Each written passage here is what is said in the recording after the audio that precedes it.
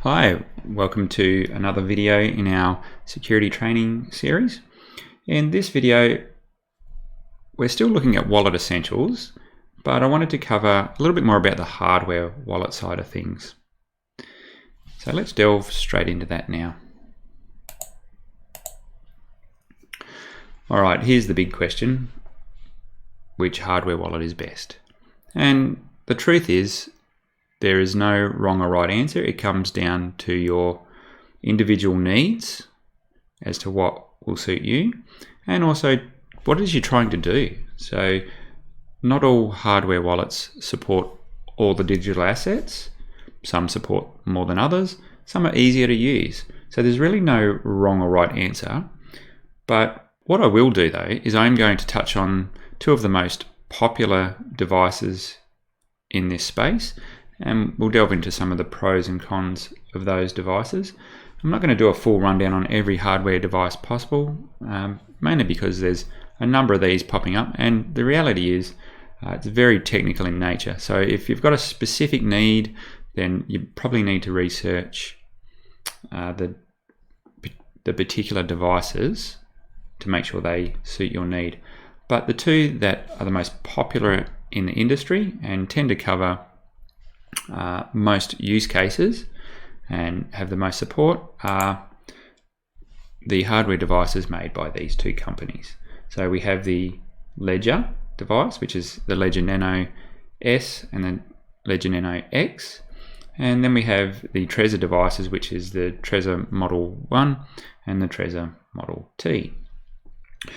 Now, they're both very popular. They've both got great support.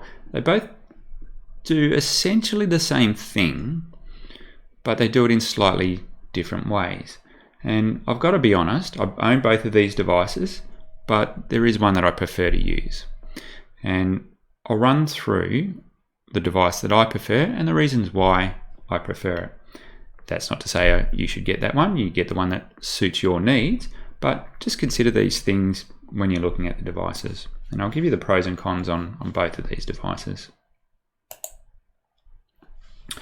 Okay, so the device that I prefer to use is the Trezor Model T. And I'll give you an understanding of why that is. Firstly, it's got a great interface, like a color screen where you can interact with the device on screen. The Ledger devices are more of a monochrome type interface. They can be a little bit clunky to navigate, not the greatest user experience. That may be personal preference, but that's the way I see it. Like I said, I've used both of these devices, and I find my Trezor is a much easier device to use.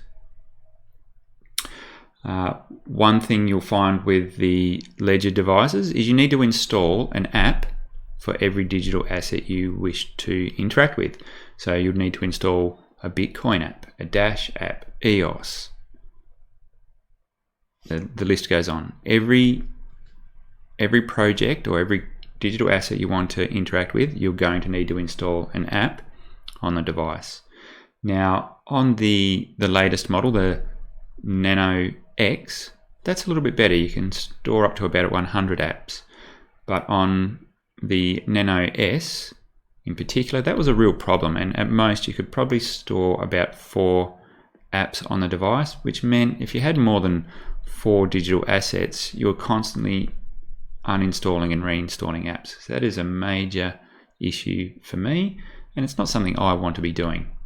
On the flip side, the Trezor devices, there's no need to install any apps to interact with the various blockchains. Much easier way to do things. Better passphrase support. I believe the way passphrases have been implemented in the Model T is far superior than the way they've been implemented in the Nanos. And there's some strange undocumented features with the Nanos, which if you don't understand can get you caught out in a way that's not great, and it's particularly focused around their linking a passphrase to a PIN. I won't go into all the details here, but it unless you understand what it's doing, you can get caught out, and it is an undocumented feature which they have not updated on their website yet. I found out the hard way.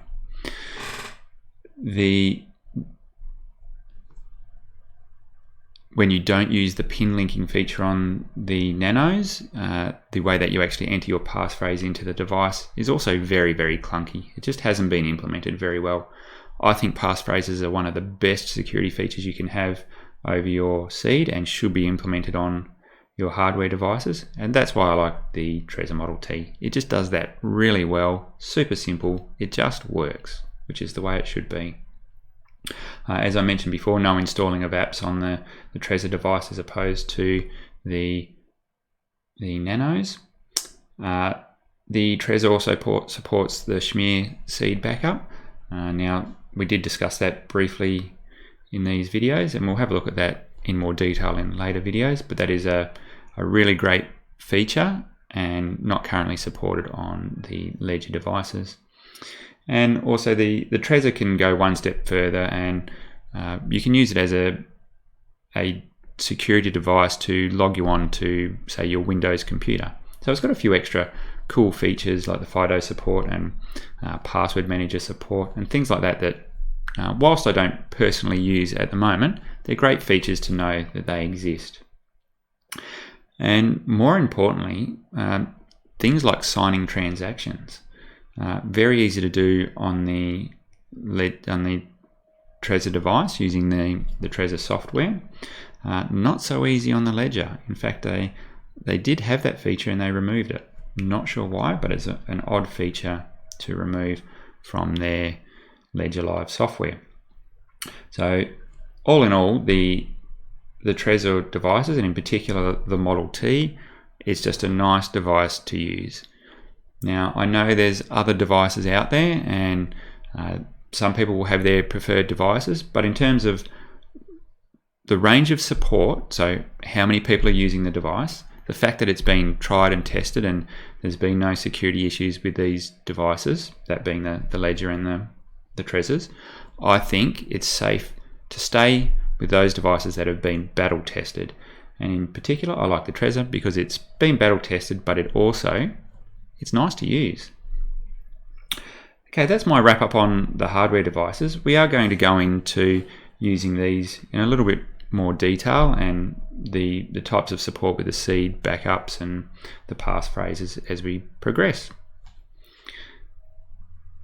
That's it for now. I'll catch you on the next video.